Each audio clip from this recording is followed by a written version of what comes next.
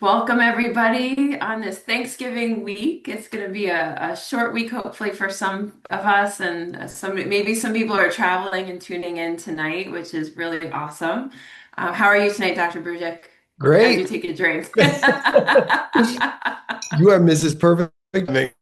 Doc, perfect timing. Yeah, awesome. Thanks for having me, Jen. Well, I feel like we were just here together, so we're excited to Yeah. have you back tonight on Woo Yeah. You. Well, I will get started. Welcome to tonight's Woo You presentation, The Truth About Presbyopia Drops, Evidence-Based Cases and Myth-Busting Insights with Dr. Mile Brujic.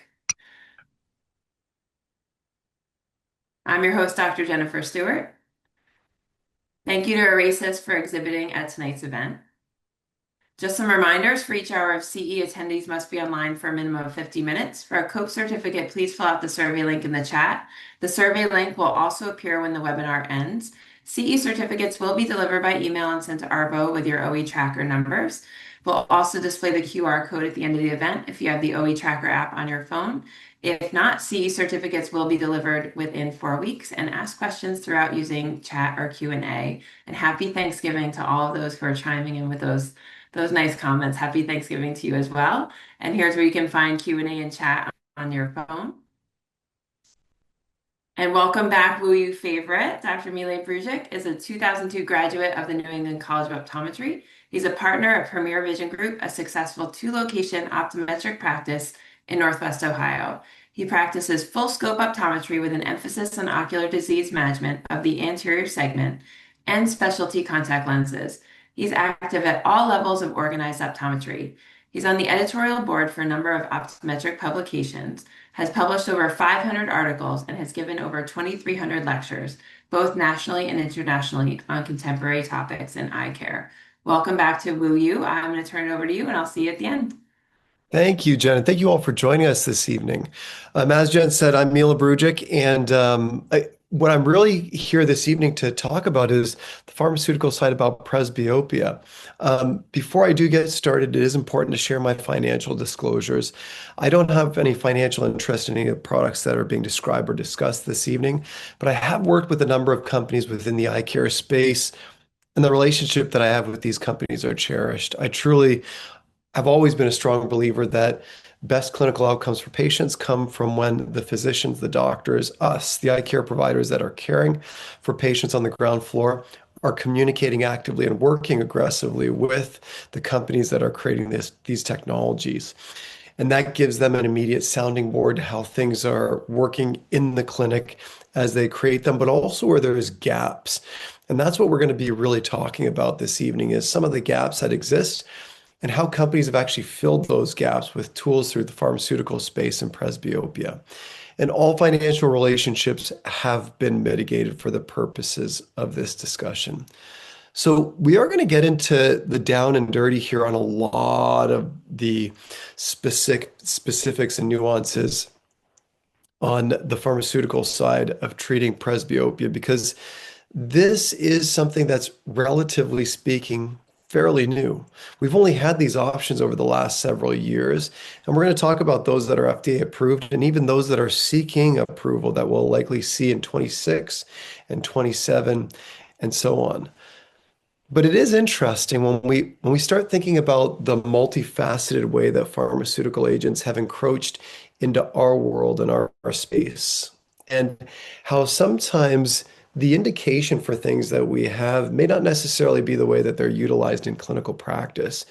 When you take a step outside of eye care and look at something like minoxidil, this was something that was used to treat severe hypertension, and it was actually reformulated to promote hair growth.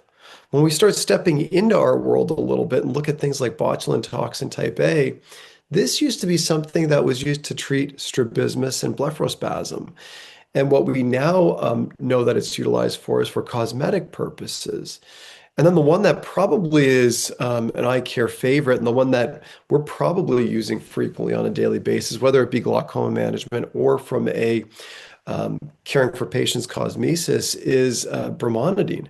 Brimonidine was initially available from zero point 0.1 to 0.2% as a pharmaceutical agent to treat glaucoma. It's specific to the alpha 2 adrenergic agonist. And what it does is it reduces aqueous production. But what we all knew was that it did several other things. And one of the things that it does was constricts blood vessels, in particular on the venous side, which is part of the reason why it works so quickly. So when you place it on the eye, even at 0.1% or 0.15%, you see the eye start whiten relatively quickly in about 30 to 60 seconds.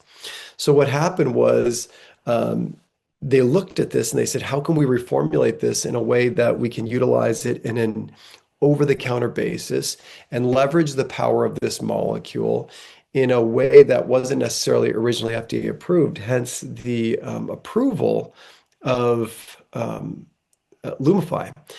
Now, what's interesting with this particular molecule is that this molecule is going to come up again as well, too, because it has some interesting pupillary modulating effects as well, too. And we're going to talk about all of this because it is critically important to understand all of the molecules that we're looking at when we're talking about presbyopia pharmaceutical management and how they physically function and what their mechanism of action is.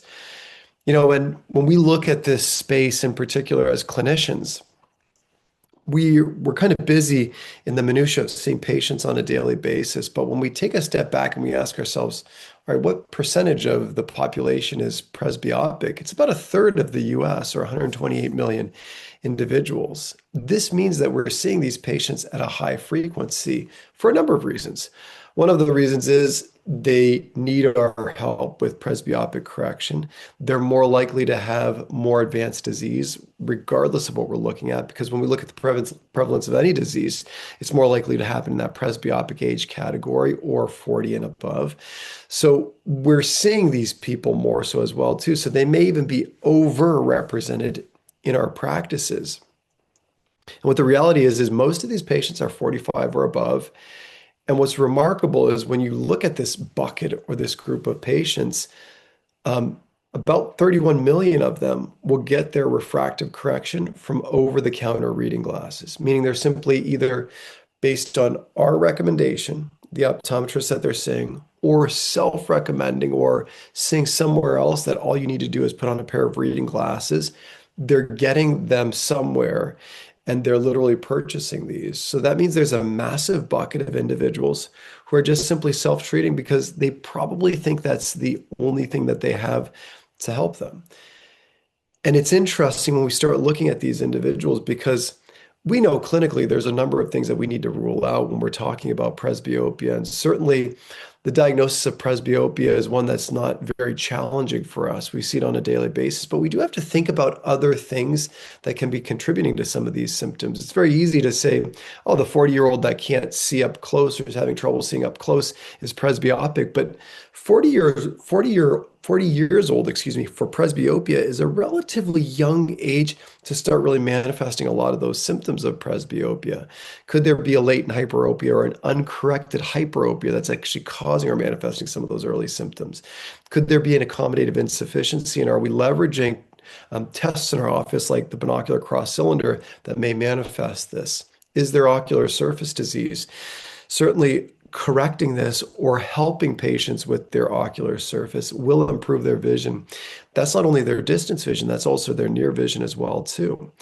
And we can't forget about the medication-induced changes that can sometimes occur, specifically things like the anticholinergics, the sympathomimetics, which will tend to dilate pupils, the antidepressants, the antihistamines that can actually act as an anticholinergic or have an anticholinergic effect that will reduce that amplitude of accommodation, causing symptoms in individuals younger than we would expect it to be.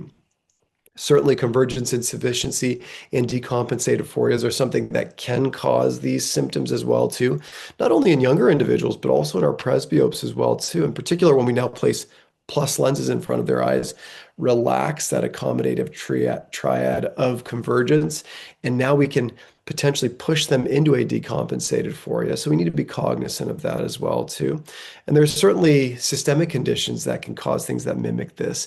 Undiagnosed diabetes with tremendous refractive shifts can cause individuals to feel presbyopic. And again, we can see hyperopic or myopic shifts. We sometimes always think about the undiagnosed presbyope as having a myopic shift, but we have had several of these individuals that have had hyperopic shifts as well, too. Again, pushing these individuals into having reading problems sooner. And then we also need to keep in mind too that when we're thinking about lenticular changes caused by presbyopia, we're simply talking about a natural progression that's occurring throughout a patient's lifetime. That's natural. But what we also know is that the closer people live to the equator and the less they protect their eyes from UV exposure, the more likely they are to develop cataracts sooner. Saying that, those individuals who are more exposed to UV rays without appropriate UV protection via sunglasses are also more likely to develop symptoms of presbyopia sooner as well, too. And we know that presbyopia is simply what is the next phase of change within a patient's eyes, and it's just the predecessor or the precursor to what will eventually develop as cataracts. Now, interestingly, all of the agents that we're going to be talking about pharmaceutically tonight do not manipulate anything to do with the lens and how the lens is physically functioning. There was a candidate several years ago, EVO3, that actually was suspected to cause lens softening or reelasticize the lens. And that has since been disproven. Those studies were actually tried to be replicated by Novartis, and they could not replicate those studies. So again, that molecule, if you've ever heard of that medication or that pharmaceutical agent that was studied as a reelasticizing the lens or remobilizing the lens, that is now not being studied anymore. So really all the tools that we have currently to help manage presbyopia through pharmaceutical agents is through pupil manipulation. Now, when we look at the current platform, we understand there are a number of things prior to the advent of pharmaceuticals coming into the space. We understand glasses, and we know we've all been trained on how to prescribe glasses for presbyopes. And again, the good news is that they're reliable. We can help patients with them, and we can provide multiple focal points in a single pair of glasses. And depending on the patient's needs, we can actually specify those to computer or office glasses or outdoor glasses, something that has less add in it for those individuals. We also have contact lens options for patients as well, too. The good news is that multifocal technologies have progressed tremendously. But if somebody can't get used to multifocal contact lenses, we do still have monovision as an option. And although we don't talk about it frequently, it is something that we certainly have as an option for these individuals. And then there's surgical options, and there's a number of things that we could do as surgical options. Multifocal intraocular lenses are becoming an increasingly popular option for patients who are undergoing cataract surgery. For those individuals who may not be in need of cataract surgery at this point, we can do just simply a refractive lens exchange, meaning cataract surgery for somebody who doesn't necessarily need cataract surgery at this point. There are corneal inlays that can actually help reduce the light focus or the improve depth of focus, I should say, coming into the eye. And then there's monovision laser vision correction as well too. So all of these help us provide corrective options for our patients. Now, there are some challenges. And the challenges is that the perception that patients oftentimes have walking into our offices sometimes may be a little bit mythical in nature. I always tell patients that I love when you come in with questions. I love when you've done research on what you're asking me questions about prior to walking into the exam room. My job is to calibrate you so that you really understand what's most applicable to you and why it is or why it isn't applicable to you. So, for example, one of the common myths that patients will walk into our office asking is, well, can't LASIK fix my presbyopia? And the reality is there's no laser surgery at this point, anyways, that can fix presbyopia. And the reality is that those lenticular changes will continue to occur. We can do monovision, but unfortunately, LASIK surgery will not fix presbyopia. It's one of the major conversations we have with patients that actually want refractive surgery, that have myopic correction, that are in their low 40s, knowing what will happen when we correct them for their distance vision.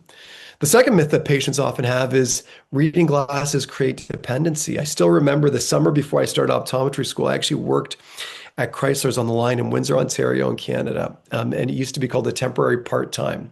So people whose parents worked on the line at Chrysler's, they could sign their children up to work there when other individuals were going on vacation. And I remember one of the guys saying, yeah, I remember all I needed was reading glasses when I first needed glasses.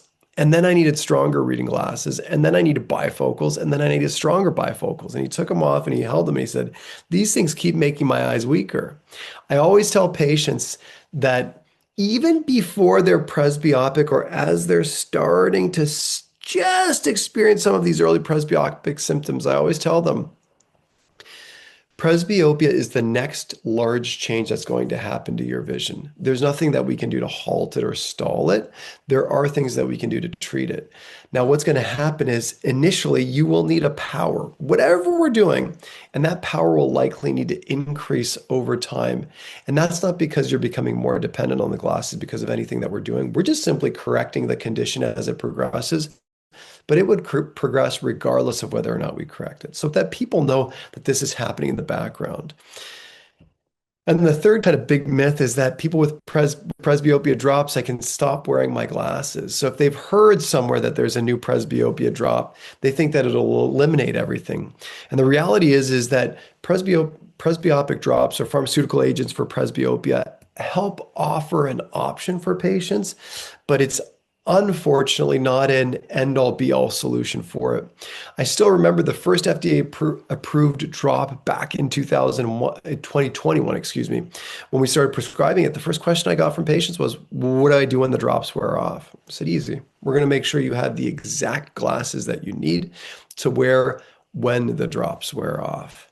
Now, one of the things we kind of forget about when we think about, what it requires to help us see up close, because we always think about accommodation and the loss and lack of accommodation. But there's two other important key factors to this whole process. And the first is convergence. We have to. Our eyes have to converge successfully on what we're actually looking at. And the second, or the third thing, excuse me, that we have to do is that the pupils actually myose. We're reminded of this when, if you're presbyopic and you're on the other end of the computer, if something's in dim illumination and we're looking at something up close, the first thing we do is we provide more light on it. Well, providing more light on something gives us two benefits. One, it increases contrast. But the second thing it does is it reduces our pupil size, increasing our depth of focus, giving us better focus for that distance. So as we start thinking about the pharmaceutical agents and we take a step back clinically and we ask ourselves, all right, from these companies that are producing these agents, what are they trying to do here? How are they trying to help us care for patients better? They're constantly looking at ways to make the molecules that they're delivering to us better. How are they doing that? Well, they're actually putting multiple agents in a single vial for us. They're doing things like reducing the active concentration. They're doing things like removing preservatives. They're doing things like trying to mitigate some of the side effects that these drops have through neutralizing the pH of the solution that these things are contained in. And everything they're trying to do is they're trying to say, all right, we know that this is happening. How can we make it and how can we do this in a more sophisticated manner? And when we break down meiosis, which is the basic principle that guides every single one of the pharmaceutical agents that we're going to be talking about, it's really based on two very, very simple key components, the sphincter muscle and the dilator muscle of the iris. And this is actually the most interesting thing about this is we all know the mechanism of action of all of these agents. We know that they're either deactivating the dilator muscle or activating the sphincter muscle or doing a combination of the two. We know that there are muscarinic acetylcholine receptors on the sphincter muscle. So the activation of those muscarinic acetylcholine receptors will actually cause pupils to constrict. We know this because we're constantly reminded of it every day in clinical practice when we put tropicamide in the eye and it actually inhibits it and dilates it. So again, we want to activate that, or we want to deactivate the dilator muscle. And the dilator muscle has adrenergic receptors on it, specifically the alpha receptors. So when we think about the specific molecules that we have currently and that are being studied for this whole process, there's several in this category. The one that we have the most experience with is pilocarpine. We know that pilocarpine is a strong muscarinic cholinergic agonist. So again, it will decrease the size of the pupil by simply activating the sphincter muscle. We also know that aceclidine is a strong cholinergic agent. So again, it will just simply activate the sphincter muscle, creating a smaller pupil, increasing the depth of focus that we have as we look through a smaller pupil. And then we also have aceclidine, or excuse me, carbachol. Carbachol is another molecule that's a cholinergic agonist. When we then look at ways that we can manipulate the pupil size through the inactivation or deactivation of the dilator muscle, there's really two in this category that are currently being studied. The first is phentolamine, and the second is brimonidine. Phentolamine is available at 0.75%. It's actually commercially available already as a dilation reversal agent. And essentially, what this is a direct alpha adrenergic antagonist. So, what that means is it binds to the alpha adrenergic receptors on the dilator, doesn't activate it, and it prevents norepinephrine or epinephrine from activating those receptors. And in doing so, it inactivates the dilator, causing the sphincter to take over, creating a smaller pupil. There's a second agent that's pretty interesting, and that's brimonidine. And again, we're revisited by brimonidine again. This is arguably, in my mind, one of the most sophisticated molecules in eye care because what we talked about it for previously was for eye whitening. But we also used it for another reason off label for years, and that was brimonidine 0.1%, which is commercially available as a prescription product. We would use this all the time to prevent pupil dilation in the evening for patients who had post-LASIK, post-archaic glare, or anybody who simply has poorer vision when their pupils dilate in darker environments. The question and the most important thing to understand about this is that brimonidine has kind of this counterintuitive twist to its mechanism of action. Brimonidine is specific for the alpha 2 receptor. It's an alpha 2 adrenergic agonist. Now, I told you earlier that alpha receptors are on the dilator muscle. And if alpha receptors are on the dilator muscle, and we're now putting brimonidine on there, which is an alpha 2 adrenergic agonist, why doesn't brimonidine dilate the pupil or activate those alpha receptors? Well, this is where the devil's in the details and the beauty in this mechanism of action exists. So what brimonidine does, and to take a step back, we're constantly reminded of our basic physiology when we look at the pharmaceutical action of these agents.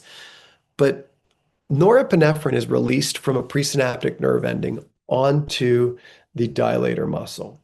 And norepinephrine is constantly being dumped into the cleft, and it gives us the tone of our pupil size. So in darker environments, more norepinephrine gets released, and you actually get a larger pupil. In times of excitement, epinephrine in the blood will actually get to the eye, and it'll create an increase or a pulling or an activation of the dilator muscle.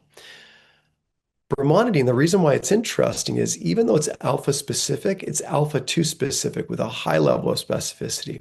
It has a receptor specificity for the alpha 2 versus the alpha 1 at 99 to 1. So what that means is it's hyper specific for the alpha 2 receptor. The alpha 2 receptor is located on the presynaptic nerve ending, and it acts as a negative feedback loop. So norepinephrine in the cleft will actually bind to the alpha 2 receptor on the presynaptic nerve ending that releases norepinephrine into the cleft, and it'll tell it, hey, nerve ending, stop producing more norepinephrine. And in doing so, what ends up happening is you get less norepinephrine in the cleft. And when you get less norepinephrine in the cleft, you just simply get a deactivation of the dilator muscle. So you don't get a direct antagonistic effect like you do with phentolamine. It's actually an indirect effect, triggering the negative feedback loop from the presynaptic nerve ending, telling it, hey, don't produce any more norepinephrine in this cleft. So again, it's brilliant because of that, but it also creates an eye whitening effect as well too because of its hyperspecificity on blood vessels. So once we understand all of the mechanisms of action, again, we're essentially activating the sphincter muscle or we're deactivating the dilator muscle, one in a direct mechanism, phentolamine, or an indirect mechanism, brimonidine. What are the agents that we have that are available? Well, we have pilocarpine at 1.25%. This is commercially available in a bottle, and it has benzalkonium chloride as its preservative. There's also pilocarpine at 0.4%. It's preservative-free, and it's available in unit dose vials. We have aceclidine at 1.44%. This acts directly on the sphincter muscle as well, too. It's a cholinergic agonist, remember. And this is available in individual unit dose vials. Then we have a combination agent that's currently submitted to the FDA, carbachol and brimonidine, which is a combination of both of those molecules. And then we also have a separate agent that's being studied, phentolamine 0.75%, which again inactivates the dilator muscle. So this is the platform of what's currently available, and this is the platform of what is available and what's being studied. And I want to go over these one step at a time. And then what we're going to do is we're going to really do a deep dive into what the clinical trials actually look like for each of these agents as well, too. So Vuity was initially brought out by AbbVie, and this is 1.25% pilocarpine. The FDA approved utilization for this is once or twice a day, with the second dose anywhere from 3 to 6 hours after the initial dose. Now, it's important to understand that it is preserved with benzalkonium chloride. So this does come in a bottle. It doesn't come in a unit dose vial. And the status on this is, in fact, approved. So again, you have availability to this. One of the things that AbbVie realized is in order to create a commercially available formulation of this, they had to attempt neutralization when it gets out of the bottle relatively quickly, because otherwise, pilocarpine, uh, it's difficult to stabilize it in a neutral solution. So because of that, they attempted to create a formulation where the inactives would actually neutralize it very, very quickly when it got on the eye. Some of you may have heard of something called the FAST technology, which is pH, spelled PHAST. There was another reason why they tried to neutralize it, and in addition to helping it feel a little bit better when it goes on the eye, and that is that more neutral pilocarpine actually penetrates corneal tissue better. This was actually a study that was published back in 2022 at ARVO, and it looked at same concentration of pilocarpine, but at different pH levels. And the more neutral those pH levels were, the better the penetration of pilocarpine through the cornea. So the second agent that came out, and it was FDA approved about a year and a half ago, is Closey from Orasys Pharmaceuticals. This is pilocarpine at 0.04%. The FDA approved labeling on this is once or twice daily, with the second drop suggested anywhere from 2 to 3 hours after the initial drop. And again, that's where the studies showed it, or that's where they studied it. Now, this formula is quite a bit different than the predecessor, if you could even call it that, because it is preservative free. So it's in a unit dose vial. And what's interesting is Orasys figured out a way to actually package it in a neutral saline, or excuse me, a neutral solution. So what that means is they figured out how to take Pilo that's very stable in acidic pHs, and they said, let's reformulate this and let's figure a way to put this in a more neutral pH. And in doing so, they created more comfort with the drop. And they also, as well, too, optimized its entrance into the eye through the corneal tissue. So again, we now have the advent of newer technologies, and we're going to see what that FDA data looks like here shortly. Relatively recently, in July of this year, Viz actually was approved by Lens Therapeutics.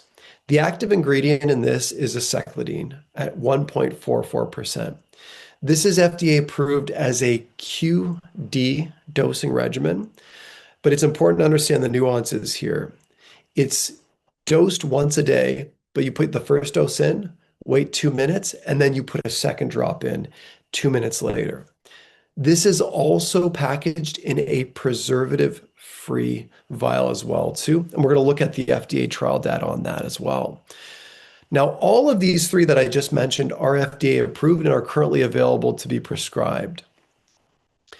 The last two are not FDA approved. The first is Brimcol preservative free. That's from a company called 10 Point Therapeutics. This is just simply the chemical name for this. It's carbachol 2.75% and brimonidine tartrate at 0.1%. It's FDA approved as a QD dosing regimen. It is available as a preservative-free unit dose vial, and they're expecting a decision from the FDA in 2026. So they're combining a cholinergic agonist with a brimonidine, which is an alpha-2 adrenergic agonist. So again, they're activating the sphincter, deactivating that dilator muscle. And then the last molecule that we'll briefly talk about is phentolamine 0.75%. Again, we currently have this available. It's an FDA approved product and it's approved as a dilation reversal agent. They're actually studying this as a presbyopic treatment. And the way they're dosing this agent is once in the evening. So again, patients put it in their eyes in the evening, and it has a 24-hour retention within the anterior chamber. So it has this long efficacy within the anterior chamber. So the phase three trials are completed, but the data isn't approved or isn't submitted to the FDA just yet. So as we think about these agents, sometimes it can be perplexing when we're talking about it with patients. I've simplified this discussion over the last several years with patients, and anybody who's a presbyope, I always tell them you have you have four options to correct your vision: glasses, contact lenses, eye drops, or surgery. You're not a candidate for, and that's where we start specifying what's specific to that patient. You're not a candidate for this because of this reason. These are the things that you're a candidate for. Um, Tell me if you have any questions, and let's figure out what may be the best option for you. Because we know that pharmaceutical agents are a good adjunct to what we currently have, but they certainly won't replace the things that we're using. The -5 diopter myope with the +250 ad, who's not interested in wearing contact lenses, won't necessarily benefit from a pharmaceutical agent. Saying that, the individual who's a -250 up into the age of 25 who decide to get LASIK and is now 45, they're very interested in these agents. So there are all these buckets of patients that we have where different agents and different solutions. And it's part of the reason why I love this extra tool in our toolkit to help some of these patients as well. So let's start diving into some of the specifics around this, because as we talk about any of the agents that we're working with, we're always talking about trying to combine efficacy along with safety and comfort of these agents, because these are what I consider to be lifestyle pharmaceuticals. These are pharmaceuticals that aren't medically mandated. This isn't something that an individual needs to utilize in order to save sight, in order to improve tear film dysfunction, in order to prevent the or reduce the chances of glaucoma damage over time. This is something that an individual is choosing to do to correct their vision. So because of that, we're always trying to balance this triad of effects that we're typically looking at. Again, efficacy, we want it to function the way we tell patients it's going to. We also want it to be safe, and ideally we want it to be comfortable as well. So what I'm going to do is I'm going to go through the agents as they were FDA approved and also as they have candidacy. So the first agent we're going to talk about is pilocarpine 1.25%, because this is really the one that's had the most runway with us in the optometric space. And the way the FDA looks at this and approves these agents is, all right, you have to randomize a group of presbyopes into two groups: placebo and the actual test group. And then you have to dose the test group the way you would want them to utilize it post-approval. So in the first FDA trials for pilocarpine at 1.25% with the FAST technology, what they did was they dosed drop, they dosed placebo, and they measured patients over time. Now, what they did and how they measured these individuals, and this is important because, again, this is very, very nuanced here. But how they measure these individuals is they measure them at baseline on their near reading material through their best distance corrected vision. So, for example, if somebody is a -3 diopter myope with a +2 ad, they would actually give them single vision glasses. So they'd be a -3 diopter myope looking through -3 correction if they don't wear contacts. And they'd be forced to look up close and read the lowest line of letters they can on a logmar chart. They'd then get either placebo or the actual test agent. And then what would happen at given time points throughout the day, they would be tested to see if their vision improves, and if it improves, how much it improves. Logmar charts typically have 5 letters on them. So they have to have 15 letters of improvements or a full 3 lines of approval in order to meet success. So just because they don't get to 3 lines of approval doesn't mean they haven't improved, but they haven't met the criteria of success in the eyes of the FDA.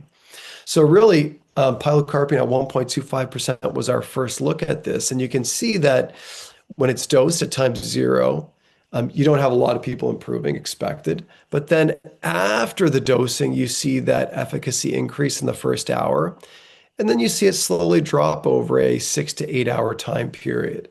And again, when you look at the 1 hour and the 3 hour data, you can see that both of those, there's more people that responded or that had a three-line improvement compared to the placebo arm, which is represented by this dotted line here. This is the exact same study. This is simply the second study that they did.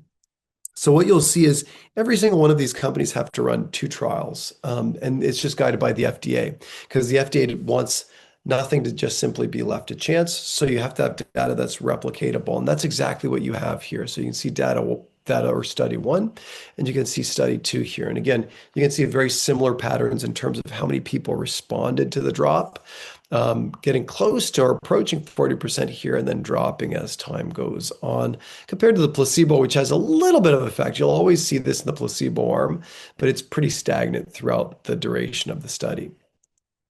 And here's a quick snapshot of the transient adverse events in the study. And essentially, what we're looking at here when we're looking at the active versus the vehicle group, you can see that headaches were the one that was seen in most individuals.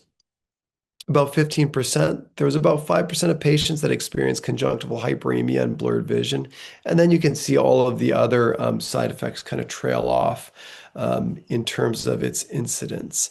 What's interesting with this headache group is that if they experienced it, it was usually in the first few days and it was transient, so it went away. So what AbbVie then did was they said, well, I wonder if we could get this approved as a BID drop or BID dosing regimen. And that's in fact what they did. So they studied it at a BID dosing regimen. And what they did was they measured the proportion of participants gaining 3 lines or more in mesopic distance correct and near visual acuity without losing more than 1 line. This is important. You have to not affect the distance vision to get approved under these products. And it was at day 14, 9 hours after the initial dose, or essentially 3 hours after the second dose. Because what they did here was they dosed drop one, they waited 6 hours, then they dosed drop two. So this was 3 hours after the second dose. And you can see that 35% of patients in the active arm hit the endpoint versus about 8%, excuse me, in the vehicle arm. Now, here's where this data got interesting because this is where we started to learn a lot about depth of focus because this was really the only agent we had FDA approved several years ago. And what they found was when they were looking at the percentage of responders or gaining a greater than 3 line improvement at different time points, so 3 hours after installation of drop, but at day one, day three, day seven, day 14, and day 30, you can actually see you had a higher percentage of responders the longer individuals use drop. And it seems like that 2 week mark, you actually get a bump or the biggest bump or lift in the efficacy of understanding or a patient learning about increased depth of focus. The point really here being from early lessons is that if you really want somebody to truly be successful with these pharmaceutical agents, and if the patient does, you can't really dose it once and see what happens. Over that first 2 week time period, there is somewhat of a learning effect, very similar to what we see with multifocal simultaneous design contact lenses. And the same thing was actually seen in their Virgo study as well, too, which was the twice a day dosed pilocarpine at 1.25%. So that was interesting. And that kind of set the stage for other companies' work because we realized that we could see activity at the sphincter muscle. We could reduce the size of the pupil and we could get an increased depth of focus and we could improve vision in these patients. So the second molecule that we're going to look at is pilocarpine at 0.4%. This one had two studies, and I love the names of these studies. They're always very cleverly named. The last one was Gemini. This one's actually near one and near two. It's a 2 week study. This agent was dosed BID. The first week it was BID dosed at baseline, or excuse me, at time zero.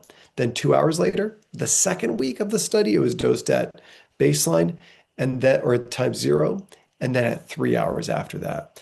There was a little over 600 participants, and what they looked at was The percentage of patients with greater than 3 lines of gain in mesopic distance corrected near visual acuity, same as the previous study, but they looked at 1 hours and 2 hours post-dose the first dose, and 1 hour and 2 hours post-dose the second dose at day 8. So there's 4 time points that they looked at. They looked at other secondary endpoints as well too, and they looked at some exploratory endpoints as well. And we're going to talk about some of those in just a moment here. But at the 0.4% pilocarpine, where they, again, in a sophisticated manner, figured out how to package this in a more neutral solution and packaged it with sodium hyaluronate and also HPMC, which are, relatively speaking, comfortable demulcents or wetting agents. And this is a summary of their data. So you can see up top here where the agents were dosed. So this is the first dose. This is 1 hour post-dose 1. This right here is 1 hour post-dose 2. Then you have the second dose 2 hours later. And then you have 1 hour post-dose 2 and 2 hours post-dose 2. The orange bar represents the group that achieved the criteria. The gray bar is the placebo bar. And what you can see at all of the endpoints, you're getting at minimum 40% of people that are hitting that mark. And at the high points, you're getting close to 50% of patients that are actually hitting that mark relative to placebo. Now, what they did here was they actually did the same thing. The only thing they did was they looked at day 15 because they understood that individuals understand and learn depth of focus over time. And what you can see is the data does show more responders. When you look at this, you can see close to 50% of patients 1 and 2 hours after that initial dose at first time point, and over 50% of individuals 1 hour after that second dose are achieving those endpoints. So again, you're seeing this improvement as time goes on. But this is kind of interesting data here. What this looks at is arguably what I would view as one of the most functional pieces in all the studies, and that is what percentage of people actually acquire a 20/40 visual acuity at that near point card. And what you can see is, and what you're looking at here is individuals looking with just one eye, and that's represented by the orange bar, versus looking at that near target with both eyes. And not surprising, people will do better with both eyes as opposed to simply just looking at it with one eye. But what you can see here is that you have a high percentage of individuals that do in fact achieve that 20/40 visual acuity marker over the 8 hours of the study timeline. And again, it's always important to balance the side effects against the efficacy of these molecules. So when you're looking at pilocarpine at 0.4%, the most frequently reported adverse event was headaches at just under 7%. Although interestingly, these headaches were reported most frequently towards the beginning of the study, and they tended to get better or not be present towards the end of the study. And then the other thing too is installation site pain was described in about 5.8% of patients. Some patients experience a little bit of blurry vision at 3.6% reporting that. Although very few patients reported conjunctival hyperemia, 1.6% of them did that. So again, it gives you an idea of the safety profile of that agent. When we go into our next agent, which is aceclidine, this is actually, again, a cholinergic agonist. So what we're doing with this agent is we're simply activating the sphincter muscle. So the way, again, this is another example of clever names for their FDA-approved phase 3 clinical trials, Clarity 1 and Clarity 2. So we now have Gemini 1 and 2, Near 1 and Near 2, and Clarity 1 and 2. But this was a randomized double-masked control study conducted over 42 days. There was just under 500 participants. They varied in age from 45 to 75 years old. You can actually see the refractive errors that were included in the study. And there were participants who were post-refractive surgery patients or pseudophakic patients that were actually enrolled in the clinical trials as well too. Participants instilled 2 drops of aceclidine or control in each eye once daily. 1 drop in each eye followed by a second drop 2 minutes later. So again, this is an important note on this one.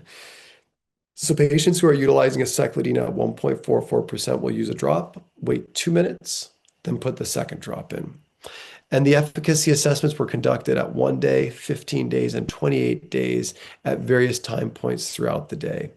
And this is really a summary of both of the Clarity studies. Now, what you're looking at here is the percentage of individuals, again, just as the previous studies, the percentage of individuals that had a greater than three-line improvement in their near visual acuity.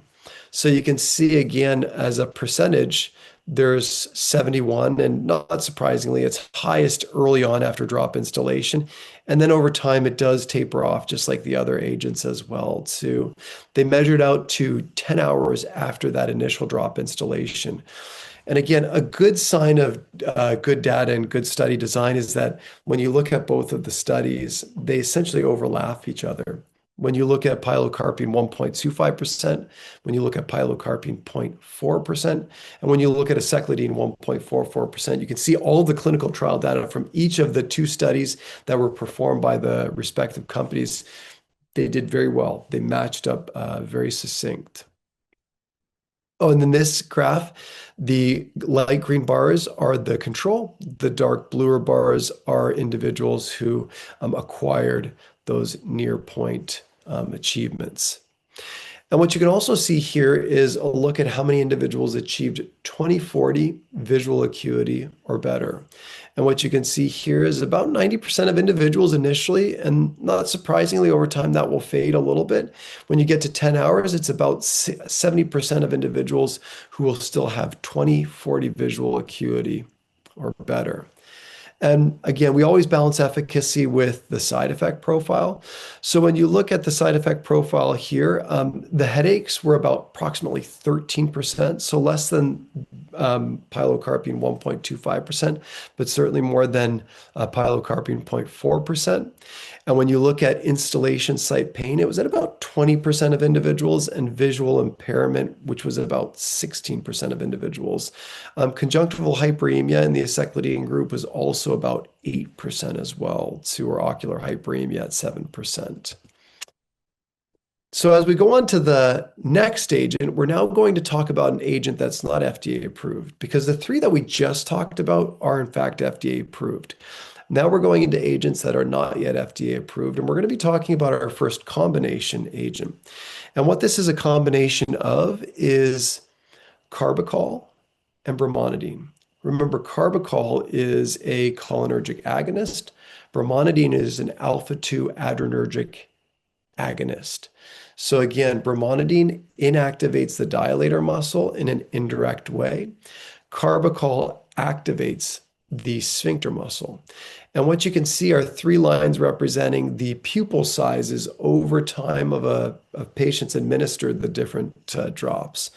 So if you just administer brimonidine, you'll see a reduction in pupil size, and it lasts. And you can see the pupil size curve throughout the duration of the 10-hour study. When you look at carbachol, you can see the pupil size reduce. And then again, you can start to see it return to baseline here as time goes on. And then when you look at the combination of the two, which is Brimcol, you actually see the line dip even further below the other two individual agents by themselves.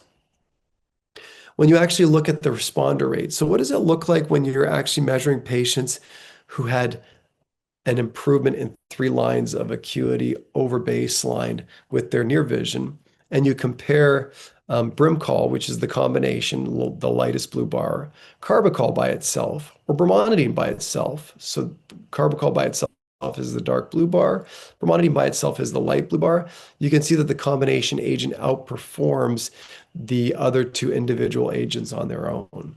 And when you're looking at individuals who have 20/40 visual acuity or better, again, you can see over a 10-hour time frame what that actually looks like with all three of those agents. So one of the agents we didn't talk about was phentolamine. And phentolamine is an alpha adrenergic antagonist. Again, this is something that will be intended to be dosed in the evening, and it is, because of its long retention time in the anterior chamber, has been shown to actually improve near vision throughout the day, even though it's being dosed in the evening.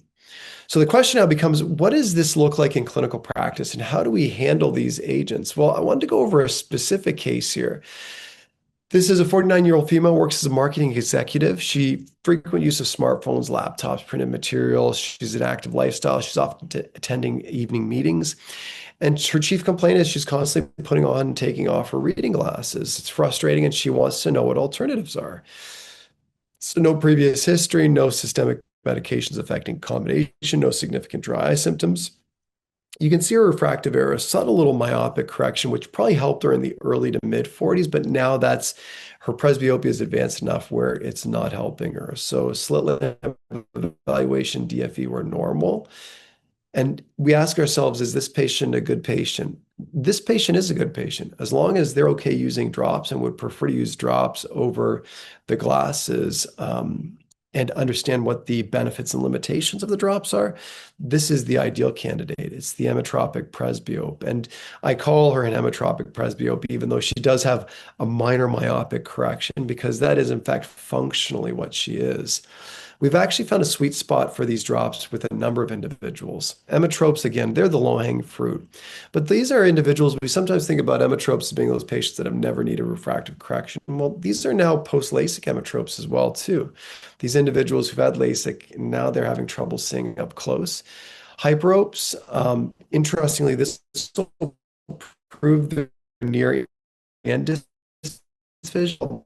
Where we've had best success with hyperopes is correcting their distance vision with contact lenses. Where we've also seen this drop via GEM is for those individuals who are contact lens wearers, maybe have a difficult time adjusting to um, multifocal lenses or monovision, maybe having a difficult time just simply putting glasses on over their contact lenses. So essentially, with their distance corrected contact lenses, they're functioning like emmetropes. These patients love the eye drops prior to placing the lenses on their eyes because it provides them with that near vision, just like we would be the emmetrope. We always have to think about the contraindications as well too. And with this class of agents, we're dealing with miotics. And because we're dealing with miotics, two buckets that we would potentially bar a little bit more scrutiny on would be one, the high myopes. Those are individuals that we always scrutinize much more so. And two, any past histories of any retinal issues. I always tell patients that these are really agents and pharmaceutical agents that were designed for healthy individuals and healthy patients. So if you're dealing with somebody who has diabetic retinopathy, it may not necessarily be the best agent for these individuals. We can't also forget about the pseudofakes as well, too, because the pseudofakes that are now functional emmetropes also and have opted against premium intraocular lenses are also great candidates for these pharmaceutical agents as well, too.